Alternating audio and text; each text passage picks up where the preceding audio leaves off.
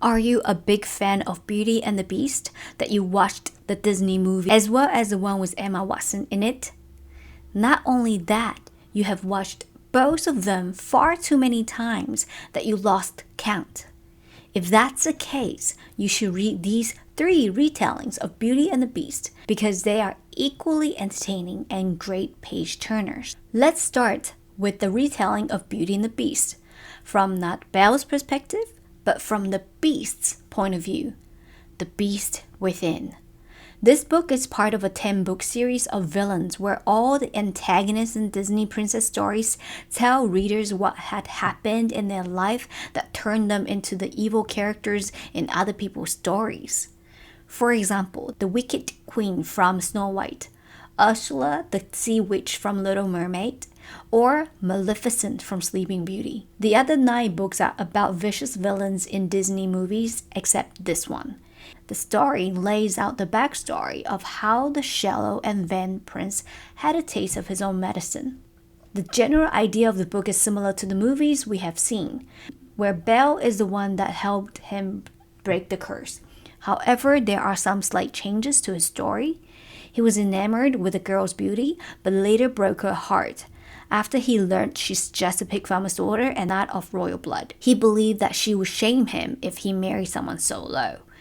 After he shut her away from his life, she returned with her 2 other sisters and they placed a curse on him.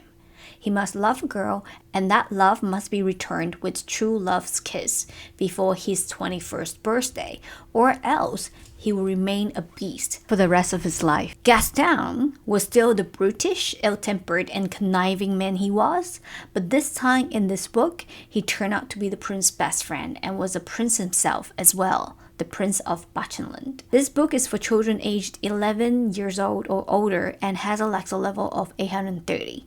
This is a short story and the writing is simplistic and easy to read, but I love Valentino's writing style. Now let's move on to our second book, A Curse So Dark and Lonely. This book belongs to a trilogy of epic fantasy, The Cursebreaker.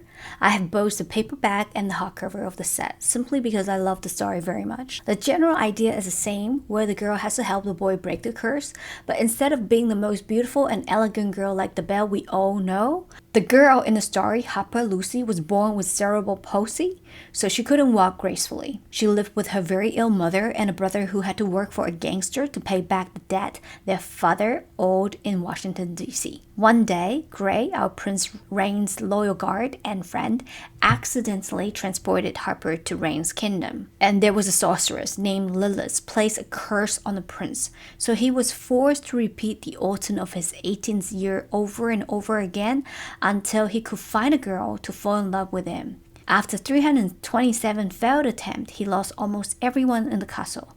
He lost his family, servants, and some guardsmen in his first season, or the first attempt. And Gray was the only one left by the 3rd season.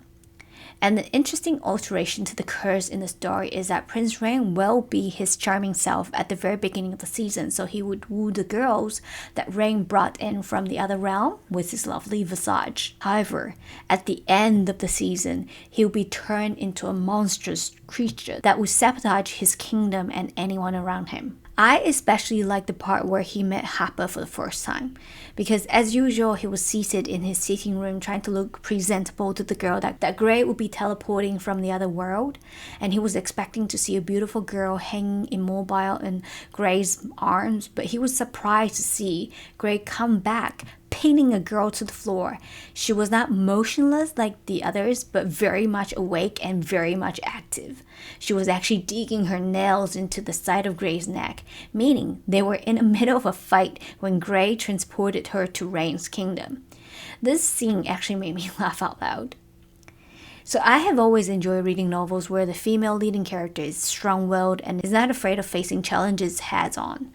So this is one of my favorite novels. And this novel is for teenagers aged 13 to 17 years old. The Lexile level of this book is HL 580. And finally, the last book of the video is the most popular retelling of Beauty and the Beast, The Court of Thorns and Roses, aka Akata, by Sarah J. Maas. I'm a huge admirer of Sarah J. Maas, so of course I have the box set. This is a 5-book series, and the story takes place in a world where humans are seen as inferior to fairies in the fairy world because they don't have the magical abilities and long lifespan of fairies. Humans are also very prone to certain fairy powers such as mind control. Also, the fairies are divided into several courts, even with its own ruling High Lord or High Lady. So these courts include the Spring Court, the Summer Court, the Autumn Court, the Winter Court, and the Night Court. Hence the name, A Court of Thorn and Roses. So our main character, Farah, is a human girl, and she hunts in the wood to help her poor family survive. One day, she accidentally killed a fairy who disguised himself as a wolf, and so this killing of a fairy violated an ancient treaty between humans and the fairies. So immediately, she was taken captive by Tenlin, who was a powerful fairy lord from the Spring Court. While she was in captivity, she learned that there is a powerful evil Queen Amarantha that was threatening both the human and fairy realms. And Tamlin's court was also cursed, where the surrounding lands were withering and dying, making it impossible for Tamlin or anyone to live there. So it was up to Farah to find a way to break the curse and defeat the evil queen. And of course, she's not alone because Tamlin and other allies would later join her in the following series. This is such a popular retelling of Beauty and the Beast, so it's no surprise that it gets almost 120,000 reviews on Amazon and is a bestseller. This book is written for students from grade 10 or above with a lecture level of 880. I hope you enjoyed the video today. If you do, please give me a thumbs up. And if you like any of the books that I mentioned in the video, please go to the nearest bookstore and take it home. You won't regret it. Please enjoy reading, and I will see you guys next time. Bye!